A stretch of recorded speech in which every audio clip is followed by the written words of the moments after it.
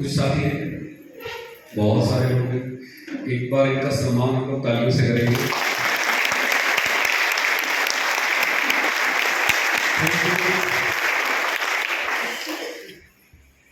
देखिए, मुगल सराय मेरे लिए कहते हैं ना कि मेरा घर है। क्या है? मैंने यहाँ से शुरुआत की है आरसीएम की, और बड़ा मैं इमोशनल हो जाता हूँ जब भी इस जगह पे आता हूँ, मुगल सराय प्रवेश करता हूँ, यहाँ से गुजरता हूँ तो पुराना दिन याद आ जाता है। पुराना दिन मतलब संघर्ष वाला दिन, स्ट्रगल वाला दिन। मोटरसाइकिल से मैंने शुरुआत की यहाँ पे, और आज उस मोटरसाइकिल से शुरू करके 5 कार मैंने खरीदी, 5वीं गाड़ी पीछे खड़ी है।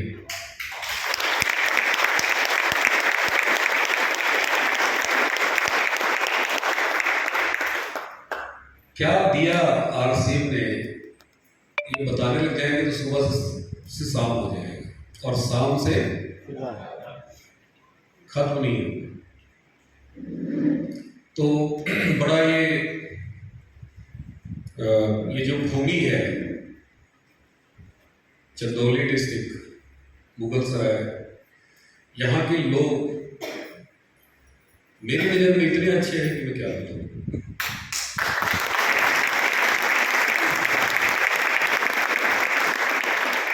जब से मैं कोर में आया हूँ, पूरे हिंदुस्तान जाने का मौका मिलता है, और ये बात आपको खुश करने के लिए नहीं बोल रहा, मोटिवेट करने के लिए नहीं बोल रहा, चूंकि मैं यहाँ जमीन से जुड़ा हुआ हूँ, शुरुआत किया था यहाँ से। मैंने महसूस किया है कि जो यहाँ पे एक्साइटमेंट है, जो यहाँ के लोग जितने ऑनेस्टी के साथ आरसीएम कर रहे हैं, ईमानदारी के साथ कर रहे हैं, इस बिजनेस को जितना द्रुत गति से कर रहे हैं और भी जगह ऐसा नहीं है, बट मुगल सराय नंबर 1 है। यहाँ पे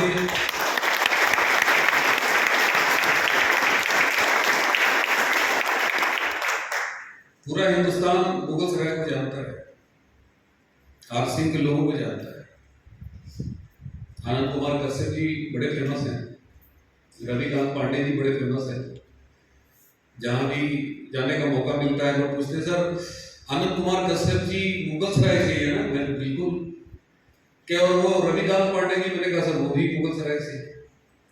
तो कहीं ना कहीं जब रविकांत पांडे,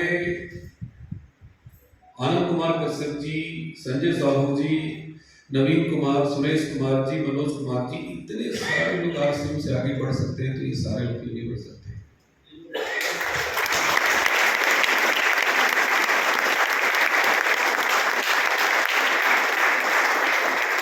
सवाल उठता है कि फिर बढ़ क्यों नहीं रहे? सरिता दीदी क्यों नहीं बढ़ रहे? नहीं, कमी नहीं है।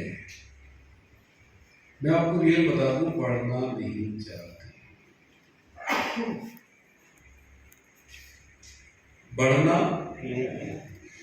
जब आप बढ़ना नहीं चाहते तो आपको कौन बढ़ा सकता है? बता दीजिए। मेरी क्या औकात, मेरी क्या हैसियत? भगवान आपको नहीं बढ़ा सकते, खुदा अल्लाह नहीं बढ़ा सकते आपको, ब्रह्मा विष्णु महेश नहीं बढ़ा सकते आपको। आप बढ़ने नहीं चाहते आगे।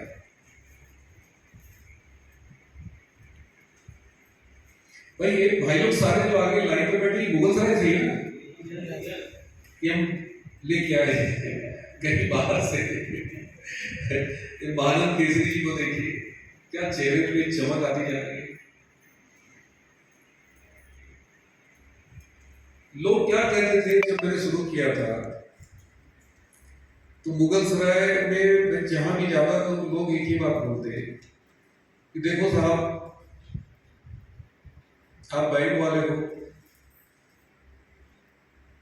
आप बाहर के लोगों को समझाओगे, लेकिन मुगल सराय वाले नहीं समझेंगे। क्या बोलते थे? तो मैं बोलता था क्यों नहीं समझे? क्या मुगल सराय के लोगों को पैसा नहीं चाहिए? बोलिए, ज्यादा चाहिए। हाँ जी, सबसे ज्यादा चाहिए।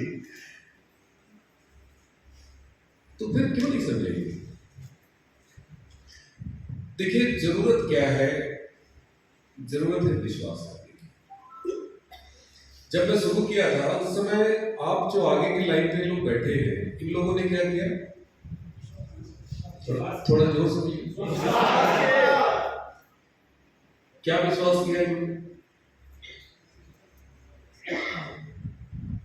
कि मेरी जिंदगी भी आरसीएम से बनेगी। बन सकती नहीं है। सोचिए, आनंद कुमार जी ने पढ़ाई छोड़ दी, एग्जाम छोड़ दिए। उस समय मैंने बैंक की नौकरी नहीं छोड़ी थी। क्यों आनंद जी? नौकरी छोड़ा था क्या? लेकिन आनंद कुमार कश्यप जी ने एजुकेशन बंद कर दिया। रविकांत पांडे जी भी बता रहे थे कि उन्होंने कभी कोई फॉर्म ही नहीं भरा। मानंद केसरी जी मेरे कहने पर पढ़ी परीक्षा छोड़ दी। पोस्ट ग्रेजुएशन मैंने कॉल किया, मानंद जी कल मीटिंग में आना है। इन्होंने कहा सर परीक्षा है। मैंने कहा कौन सी परीक्षा है? बोले पोस्ट ग्रेजुएशन। मैंने कहा परीक्षा लेके क्या करेंगे? बोले पास करके। मैंने कहा पास करके क्या करेंगे? बोले सर आरसीएम ही करेंगे। मैंने कहा यार पीजी करके भी आरसीएम ही करोगे और मैं यूनियन बैंक की नौकरी छोड़ के आरसीएम कर रहा हूं, तो फिर पीजी करने का मतलब क्या है?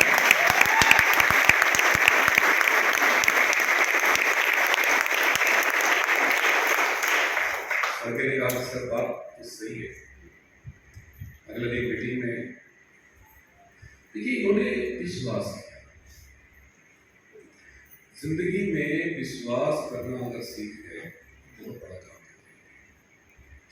देखिए आप बहुत सारे पहली बार आए हैं, नाम तो मेरा जरूर सुने होंगे, क्योंकि मुगल सराय आसपास के लोग जो भी आरसीएम का नाम सुना है, डी कुमार का नाम जरूर सुना है। मुझे तो बड़ा विश्वास है।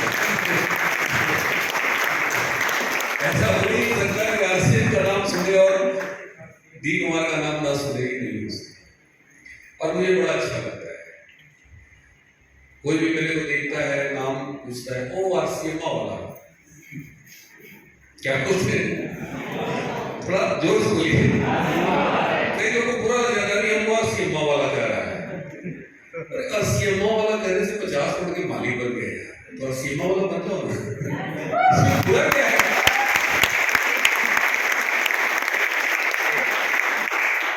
मेरे को बहुत अच्छा लगता है। ऐसा नहीं कि आज अच्छा लगता है, पहले दिन से अच्छा लगता है।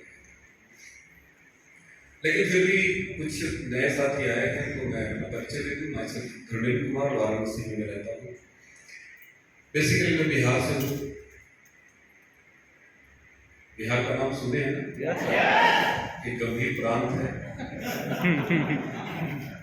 हमेशा सुर्खियों में रहता है। सही बात। तो सौभाग्य से या दुर्भाग्य से जो समझ लीजिए, मैं वहीं से हूँ। और गैर डिस्ट्रिक्ट में रहने वाला हूँ। पिताजी किसान थे, खेती कराते थे। कितने लोग किसान थे? किसान बहुत हो गए। एक बार तालियां बजाएं।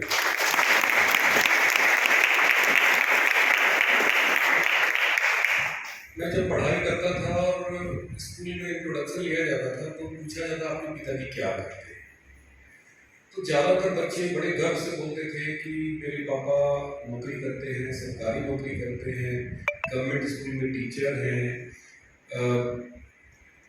थाने में हैं, इंजीनियर हैं।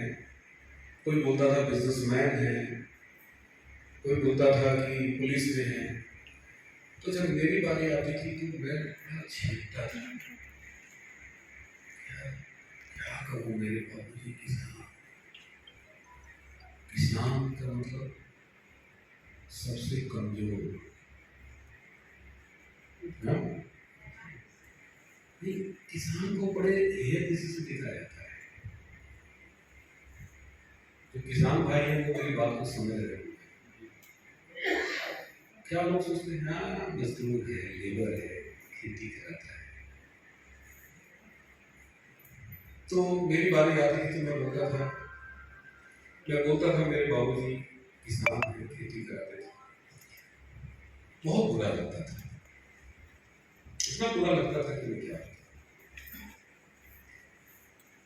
लेकिन आज मुझे बहुत अच्छा लगता है ये कहते हुए कि मेरे बाबूजी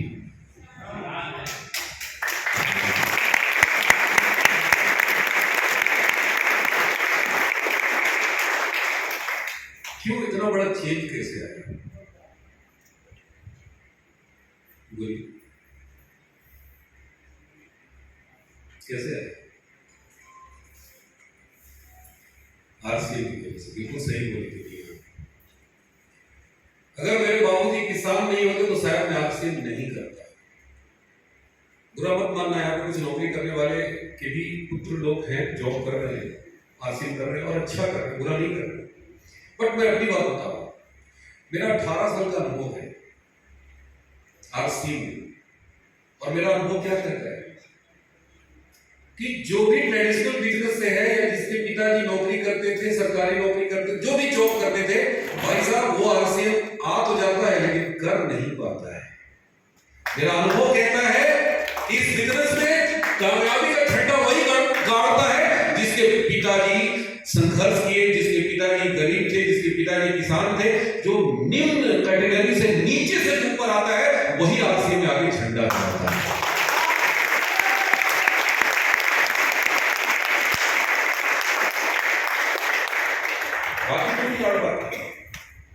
देखो 18 साल का मैं अनुभव बता रहा हूं, बाकी ऐसा नहीं है, अपवाद हर चीज का होता है। चप्पल होता है, नौकरी करने वाले लोग बच्चे को देते हैं। अब हमारी बच्चा क्या है उसको नहीं पता व्हाट इज स्ट्रगल। लेकिन मैं खाली पैर स्कूल गया हूं। साइकिल पहली बार मुझे कब मिला पता है? जब मैं इंटर में पढ़ रहा था और कोचिंग पढ़ा रहा था, और मिला नहीं, हमने ट्यूशन पढ़ा के पैसे जमा करके अपनी कमाई के पैसे से साइकिल खरीदी। सेकंड हैंड, बाबूजी का दिया हुआ नहीं।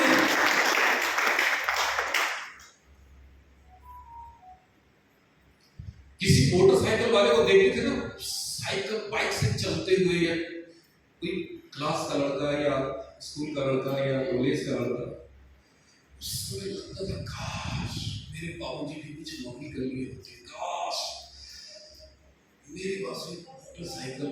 आप लोग के अंदर ऐसा कुछ याद कीजिए जब आपके पास नहीं था? बाइक बहुत बड़ी सी लगती थी, नहीं लगती थी? थोड़ा जोर से बोलिए। और कार के बारे में सोचते ही नहीं थे, लगने की बात तो छोड़ दीजिए, दूर की बात, बहुत दूर की बात थी। आज जब मैं अपने इंडिवर से चलता हूं, आज मेरी नई वाली गाड़ी आगे थी और मेरी इंडिवर पीछे थी, तो मैं दोनों चाबी लेकर आया, इंडिवर को पीछे किया, इसको बाहर निकाला, फिर इंडिवर। आज निकलने से पहले मेरी पत्नी पूछती है कि बड़ी वाली से निकलिएगा कि छोटी वाली से? देखो मैं पुरानी बातों को भूलता नहीं, और जब मेरी पत्नी पूछती है तो वो दिन याद आता है जब साइकिल के लिए तरसते थे। तब इतना अच्छा फील होता है, अंदर से आवाज आती है कि अच्छा किए थे बाबूजी, मेरे को साइकिल खरीद के आपने नहीं दिया था, नहीं तो मैं बहुत कमजोर हो जाता।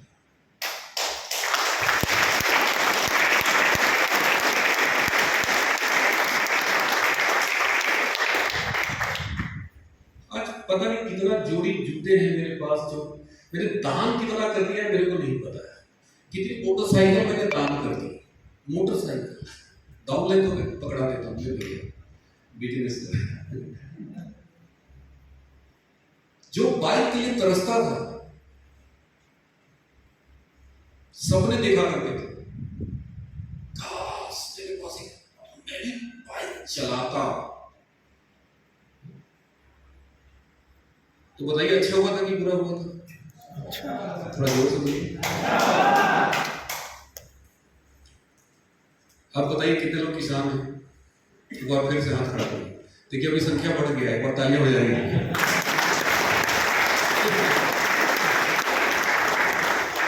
हम लोग जिंदगी में ना अवसर को नहीं समझ पाते, बहुत कम लोग समझते हैं। मैंने बचपन में इतना संघर्ष किया, इतना अभाव देखा। चवन्नी कहीं मिल जाता था ना, दिख जाता था गलती से, तो लगता था कि गड़ा हुआ खजाना नहीं है। मतलब सोचिए, एक एक पैसे के लिए तरसते थे। तो अच्छा हुआ था कि बुरा हुआ था? देखिए भैया ताली बजा रहे हैं, आप लोग नहीं बजा रहे हैं।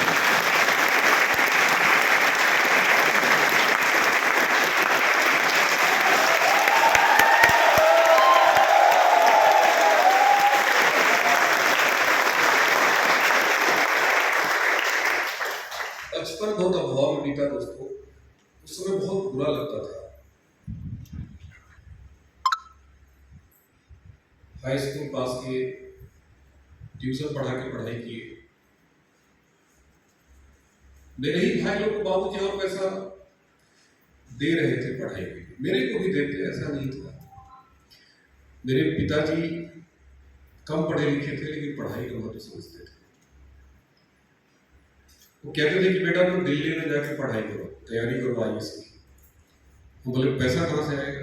बोले खेत बेच देंगे, जमीन बेच देंगे, तुम पढ़ाई तो कर। मैं कहता था बाबूजी नहीं, भाई लोग पढ़ रहा है उसको पढ़ाओ। मेरे दिमाग में बस एक ही बात चल रही थी, मुझे नौकरी करना है, पैसा कमाना है। पैसा कमाने का भूख बहुत छोटे में मेरे अंदर पैदा हो गई थी। मैं जल्दी से जल्दी पैसा कमाना चाहता था। आप सोचिए, मैट्रिक पास करने के बाद, बोर्ड पास करने के बाद कितनी उम्र होगी? 12, 13, 14। मैं मैट्रिक पास करने के बाद ट्यूशन पढ़ाने लगा, घर घर नॉक करता था दरवाजा। क्या है? लोग पूछते थे, मैं बोलता सर बच्चा है आपके घर, क्या करें? ट्यूशन पढ़ाऊंगा। अरे तुम तो खुद ही बच्चा है, क्यों पढ़ाएंगे?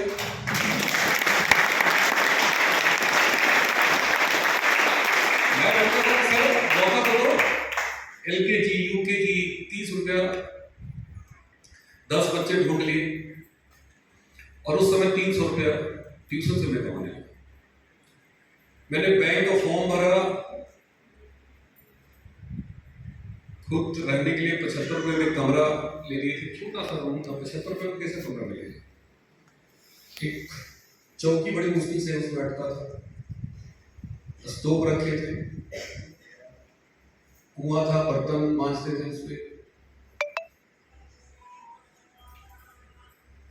अपने हाथों से खाना बनाते थे और पढ़ाई करते थे, ट्यूशन पढ़ाते थे।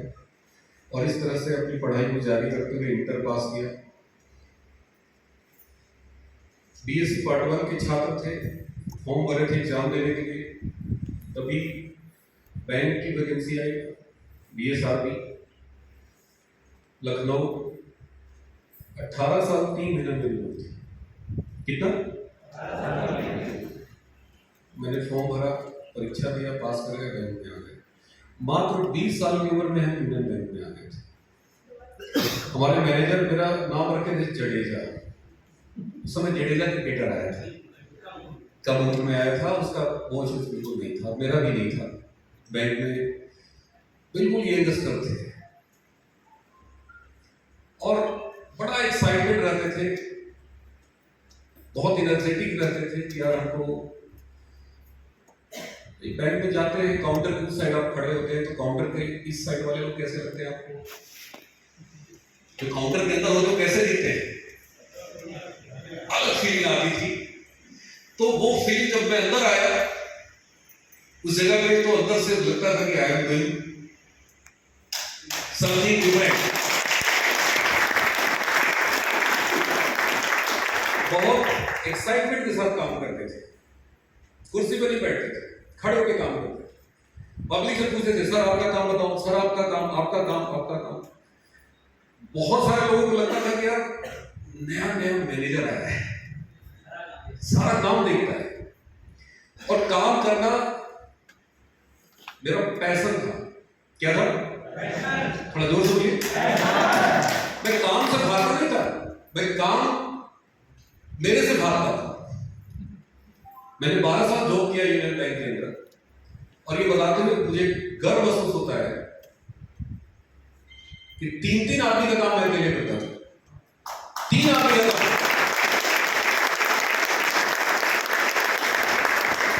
2-2 अफसर छुट्टी पे चला जाता था। ब्रांच में जब बोलता था यार धर्मेंद्र कैसे काम हो, मैंने कहा सर मैं हूं ना, टेंशन नहीं लेते। उन 2 अफसर का काम और प्लस अपना काम, कितने आदमी का काम? और 1 दिन नहीं, 2 दिन नहीं, 1 हफ्ता नहीं, पूरे 1-1 महीना। आप अंदाजा लगा सकते हो। आप बैंक में जाते हैं, आजकल ज्यादातर बैंक वाले आप देख लें, चेहरे पे चमक नहीं होती, हंसते नहीं है, मुस्कुराते नहीं है, पता है रोते हुए रहेंगे। एक ही बात बोलेंगे, अरे भैया बहुत काम है। आप जब बैंक में थे ना, उस समय और आज में बहुत फर्क आ गया है। एक हमारे मित्र हैं, मैं पूछा क्या फर्क आ गया है? अरे आप नहीं समझेंगे।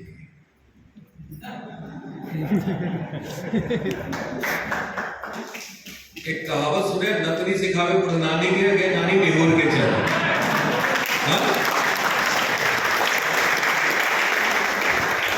मैं बोलता हूँ बेटा, जिस जगह पे बैठा है ना, 12 साल करके मैं छोड़ दिया।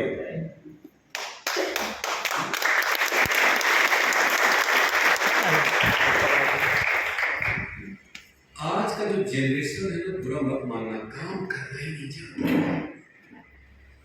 बोलो इसको, कहेगा बेरोजगारी है, सरकारी वैकेंसी कम करती है, नौकरी निकल नहीं रही है, बांट निकल नहीं रहा। क्या करोगे बांट में जाकर? काम करना नहीं चाहते। जब काम करना ही नहीं चाहते तो क्या करोगे भैया बैंक में जाके?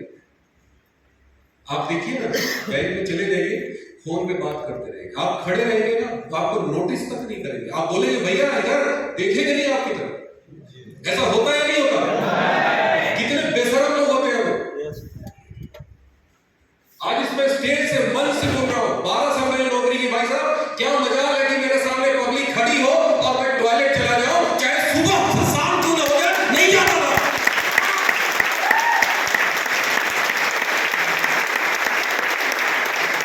नहीं जाते थे। क्यों? यार पता नहीं किस काम से आया है, क्या पता इसका कोई हॉस्पिटल में भर्ती हो, क्या पता इस आदमी को इमरजेंसी हो। खाना नहीं खाते, लंच दोपहर का। बैंक वाले मेरे स्टाफ को कहते थे, अरे घर में आओ, तुम्हारा इंतजार कर रहे हैं। मैं बोलता था सर थोड़ा सा काम बचा हुआ है, एक आदमी का पेंडिंग। अरे आओ यार, रुकेगा यार, खाना खाओ। मैं नहीं खाता था। शायद वो 12 साल जो ईमानदारी से काम किया ना, इसीलिए आज से 18 साल पहले आज से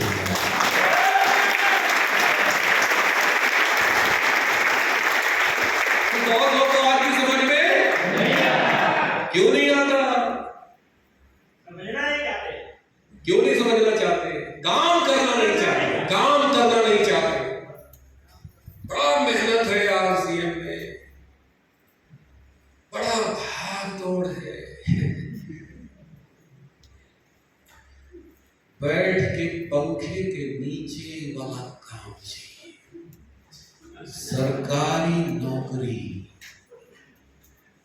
क्या चाहिए? सरकारी नौकरी। अरे मोदी साला बाप का नहीं, वो तेरा होने वाला है, डंडा से मारेगा साला, पीट पीट के मारेगा। सरकारी नौकरी चाहिए।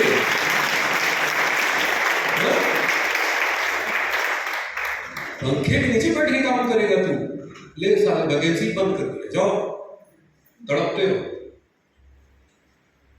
जितना सरकारी नौकरी करने वाला है सब त्राहिमाम, मास्टर से लेके किरानी चपरासी सब परेशान है। कहा भैया बहुत काम, अब नाम के रह गए सरकारी।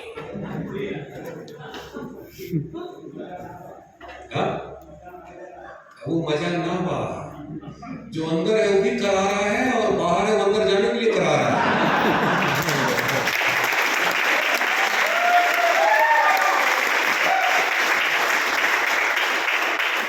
मैं भगवान से रोज प्रार्थना करता हूँ कि हे प्रभु 2024 में मोदी को ला दे। 2024 में मोदी आ गया तो लोग बाप बाप करके जय आसीन करें।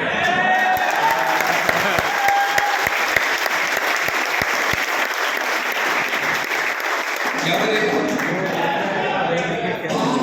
चिल्लाए हो कहते चल बर्दवार सीएम पे बढ़िया, अब दोनों उपाय ना, चल अब यही करेंगे। अभी तो इंतजार कर रहे हैं, मोदी हटी जरूर कर ले भैया, जोर लगा दे। कुर्सियां उठाइए थोड़ा सा, इसको देखो मैं कोई मोदी पार्टी से नहीं हूँ, उस आदमी का जो कार्य प्रणाली है ना, काम करने का तरीका, 20 साल उसने छुट्टी नहीं लिया, वो भूत की तरह काम करता है और चाहता है कि हमारी प्रजा भी मेहनत करे, काम करके आगे बढ़े, इतिहास रचे। काम करने वालों के लिए कोई काम की कमी नहीं है और निकम्मे के लिए कोई काम नहीं है। मोदी राज है, मोदी राज है। काम करोगे काम ही काम है, और काम नहीं करोगे पंखे की हवा चाहिए, कुर्सी चाहिए, तो बेटा भूखे मर जाओ, तड़प तड़प के मर जाओ, कोई रास्ता नहीं। मेरी बात से एग्री करते हैं? यार सिर्फ कर्मयोगी के लिए है, निकम्मे लोगों के लिए नहीं है। सबको पता है, सब जान चुके हैं कि आरसीएम में बहुत पैसा है। हम जब शुरू किए थे ना तो लोग बड़ा मजाक उड़ाते थे,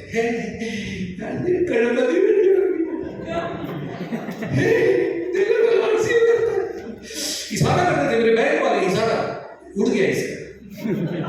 अब कोई करता है इशारा, अब कोई करता है, अब कोई हंसी उड़ाता है आरसीएम वालों की, थोड़ा जोर से बोलो ना। हाँ ये जरूर सोचता है कि बड़ा मेहनत करता है। आरसीएम वालों के बारे में क्या बोलते हैं? संजय साहू जी कोट टाइप पहन के जैसे निकलते, अरे देख देख बैग लेके झोला लेके निकल पड़ा। बड़ा मेहनत करता है, केसरी बड़ा मेहनत करता है। डी कुमार जी अरे इतना मेहनत करते हैं। 18 साल से मैं आरसीएम कर रहा हूं, मैं यही शोध करने में लगाया हूं कि यार मैंने क्या मेहनत की है, कौन सा पहाड़ तोड़े भाई। बाबूजी कहते बेटा तो बहुत मेहनत करता है। बोले क्या मेहनत करते बाबूजी? अरे जब देखो तब दिल्ली बॉम्बे भागता रहता है, यहाँ से वहां। मैं कहता बाबूजी हम नहीं भागते हैं, तो ट्रेन में बैठ जाके ट्रेन में भाग के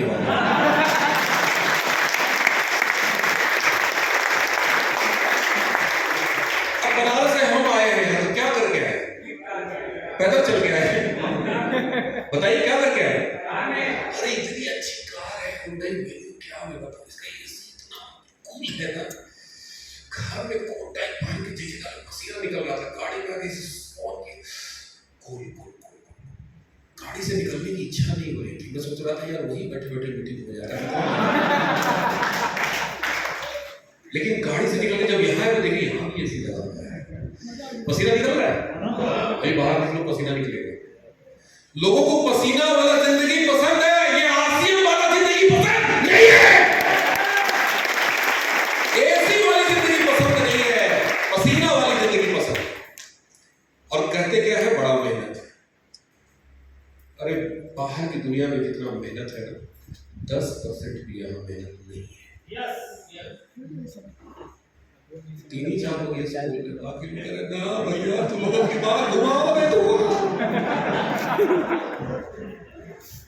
अरे भाई साहब 12 साल नौकरी करके मैंने नौकरी को रिजाइन कर दिया, तिलांजलि दे दी। आप आप बताओ ईमानदारी से, अगर आरसीएम में मेहनत होता तो मैं नौकरी छोड़ता कि नौकरी करता? आरसीएम करते। भगवान ने बुद्धि दिया है कि नहीं दिया है? कुछ ही लोग बोल रहे हैं सबको नहीं दिया है। ऊपर वाला बहुत होशियार है, जानता है कि सब आरसीएम करने लगेगा तो ऑटो कौन चलाएगा? ठेला कौन चलाएगा बेटा?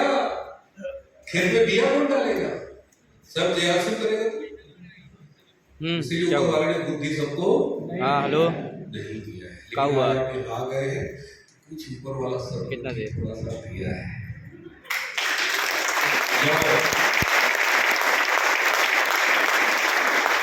तो पहली चीज दिमाग से निकाल कर फेंक दो, दुनिया में मेहनत करके आज तक कोई पैसे वाला नहीं बना है।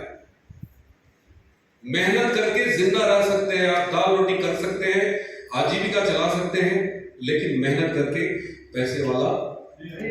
लेकिन लोगों को क्या गलतफहमी है? मेहनत से ही पैसा आता है, मेहनत से दाल रोटी चलती है, मेहनत से आदमी जिंदा रह सकता है, मेहनत से पैसे वाला नहीं बना जा सकता।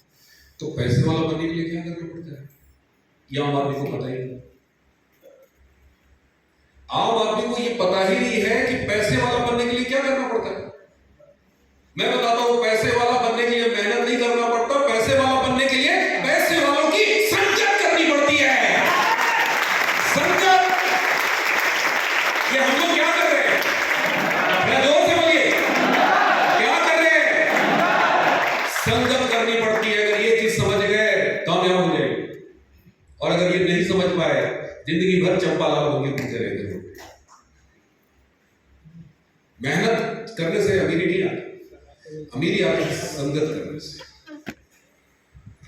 मैं ही आपने काम करता था, खड़ा होकर काम करते थे, बैंक में खूब काम करते थे, 10 से 5 काम करते थे, 8 बजे रात तक काम करते थे, संडे को भी काम करते थे, शनिवार को फुल डे काम करते थे।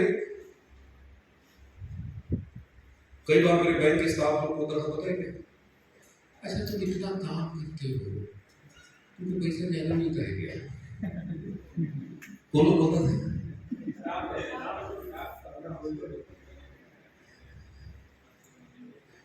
भाई मैनेजर उसको डांटता था, देख देख भाई, हर बाप किसको दिखाता है? काम करने वाले बेटे को, और निकम्मे को क्या बोलता है?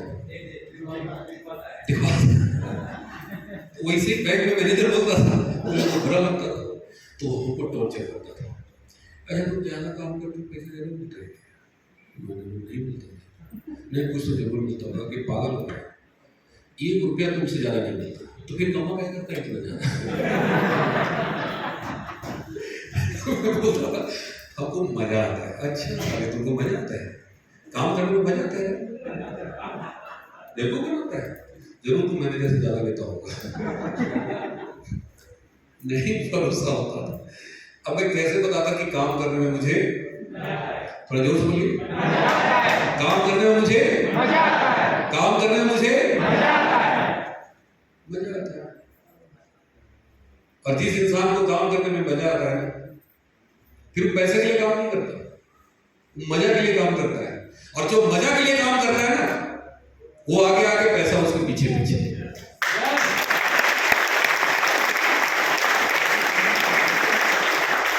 आज के प्लेटफॉर्म मिला, एक बात मेरे को बिल्कुल समझ में आ गई कि बैंक में हम 24 घंटा काम करेंगे, 1 रुपया ज्यादा मिलने वाला नहीं। ओवर टाइम बिल्कुल नहीं मिलता बैंक में, पहले मिलता था बहुत पहले। तो एक बात समझ में आ गई कि आप मेहनत करेंगे, बैंक में ज़्यादा से ज़्यादा प्रमोशन मिलेगा, तो प्रमोशन निकम्मे लोगों को भी मिलता है, वहाँ सबको मिल जाता है। चपरासी भी वहाँ मैनेजर बन के रिटायर करता है बैंक में। तो एक बात समझ में आ गई कि वहाँ पे मेरा फ्यूचर नहीं है, मेरा कैरियर नहीं है, और मैं काम तो करता था, इससे बात कर लो, लेकिन अंदर से एक्साइटमेंट धीरे धीरे धीरे खत्म होता चला गया। एहसास हो गया कि यार पैसा वाला नहीं बनता है। तभी मुझे आज से मिला, और एक बात मेरे को यहाँ समझ में आ गई कि यहाँ जितना काम करेंगे, जितना काम करेंगे, जितना मेहनत करेंगे, जितना काम करेंगे, उतना पैसा आएगा। आएगा। 50,000 का काम करेंगे 50,000 आएगा। 1 लाख का काम करेंगे 1.5 लाख का काम करेंगे 2 लाख काम करेंगे 3 लाख के लिए काम करेंगे 4 लाख के लिए काम करेंगे 5 लाख के लिए काम करेंगे